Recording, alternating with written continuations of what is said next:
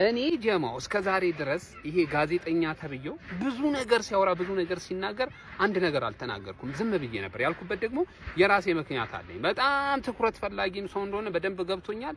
ያ ብቻ አይደለም፣ አብረውት የሚሰሩት ማለት ነው በጣም ለኢንጌጅመንት ይጠቀሙበታል ልጁን ማለት ነው በደንብ ማለት ነው። እና ከሱ በላይ እነሱ እየተጠቀሙበት እንደሆነ ነው እኔ እየተረዳሁት ያለሁት። ልጁ ምንም የሚያውቅ አይነትም ነገር እየመሰለኝ አይደለም። የወደፊት የጋዜጠኝነት ህይወቱ ላይም እየተረማመደ እንደሆነ የገባው አይመስለኝም። በተለይ ዛሬ ስልክ በአርሰናል ደጋፊዎች ተዘረፍኩኝ ብለ የሰራው ቪዲዮ በጣም ነው የሚያሳፍረው። ይወደ መላው የአርሰናል ደጋፊን ሌባ ብለን እንደሰደብከው ቁጥር ስለ እንደዚህ አይነት ተራ ስለሆነ ቲክቶከር ሐሳብ መስጠት እኮ ሁላችንም አይተበቀብንም። ንቀን መተው በጣም ትልቅ ምላሽ ነው። የአርሰናል ደጋፊዎች ጀስት ራሳችን እኮ ነው ያፈመስነው። የአርሰናል ደጋፊዎች ገብታችኋል። እንዲ ተናገረ እንዲ ያልተናገረ እንዲ ሪአክሽን አሳይ አላሳይ ምን አገባን እኛ። አንድ ነፍሰ ቀጭን የሆነ ሰውዬ እንደፈለገ ሪአክት ቢያደርግ ይመለከተናል?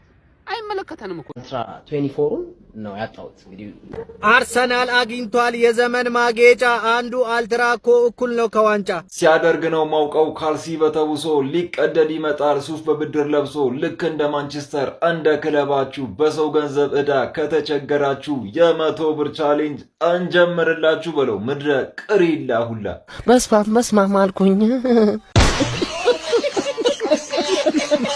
አሉላን ስልክ ሲሰረቅ እንዴት አልክ ሲሉት ማለት ነው። በስፋት መስማም አልኩኝ።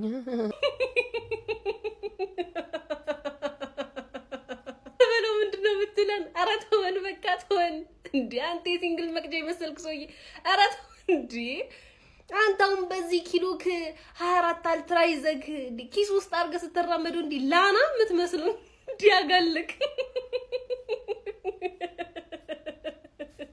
እንዴ አስቃይኩ አንተ ጭራሽ ይላልወድም እንዴ አረበይ ባንዱ ሐሳብ ተስማማኛ ከስንቱ ነው። እሺ አርሰናል ደጋፊዎች ሰብሰብ ብለን ተማክረን አንድ ሐሳብ አቅርበልንሃል። ያው ስማችንን ለማጥራት እኛ ምን እናደርጋለን? ስልኩን ልንገዛልህ አስበናልና ስልኩንም እንገዛልክ የዋዝ ሁለቱንም አካውንት ማለት ነው 100 ሺህ ካስከፈክ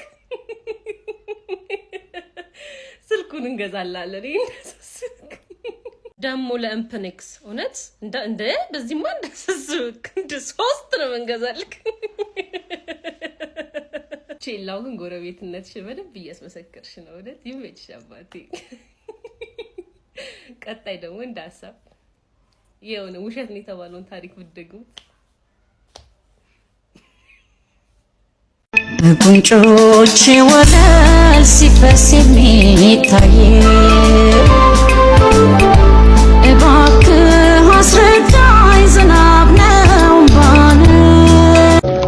በጣም ይገርማል። ዛሬ አንድ ገጠመኝ ነገር ልጋራችሁ።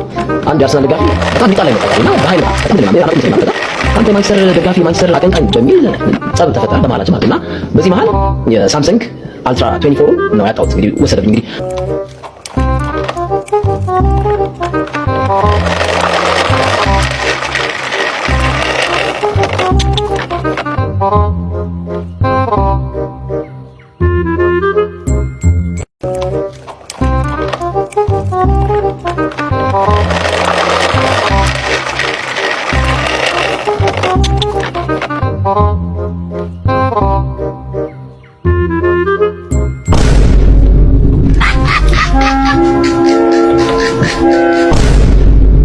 አሉላ ጋር በተያዘ የተነሱ ሐሳቦች አሉ። ያው እኛም በውስጥ በኤዲቶሪያል ፖሊሳችን መሰረት ንግግራችን አድርገናል ወይም የተወሰኑ ውሳኔዎችን አስተላልፈናል።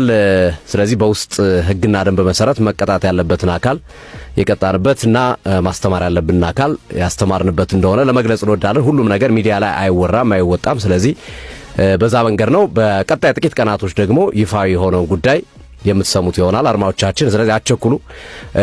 በኤዲቶሪያል በባለሙያዎች እኛም በከፍተኛ ሁኔታ ትኩረት አድርገን ስለሆነ እየሰራን ያለ ነው። ጉዳዩን አይተነዋል። በመቀጣት ያለበትን አካል እንቀጣለን። እንደዚሁም በቁንጥጫ መታለፍ ያለበትን እንቆነጥጣለን በተመሳሳይ መንገድ ማለት ነው። ስለዚህ እሱን ስለሆነ በኤዲቶሪያል ተወያይተን ያጸደቅናቸው ጉዳዮች አሉ። እነሱን በጊዜው እናሳውቃለን። ጥቂት ቀናቶች ጠብቁን። በዛ መንገድ የምናሳውቅ ስለሆነ ትግስት ይኖራችሁ። ጥቂት ቀን ቢያንስ ከቅዳሜ እስከ እሑዶቹ ጨዋታዎች ጠብቁን። ያው ሁኔታውም የተፈጸመው በቀጥታ ስርጭት ጨዋታ ላይ ስለሆነ በቀጥታ ስርጭት ጨዋታ ላይ ተመሳሳዩን ነገር ወይም ደግሞ ጉዳዩን በሚመለከት እንደ ሲዲ ስፖርት የወሰናቸውን ውሳኔዎችና ያደረግናቸውን ነገሮች እናሳውቃቸዋለን።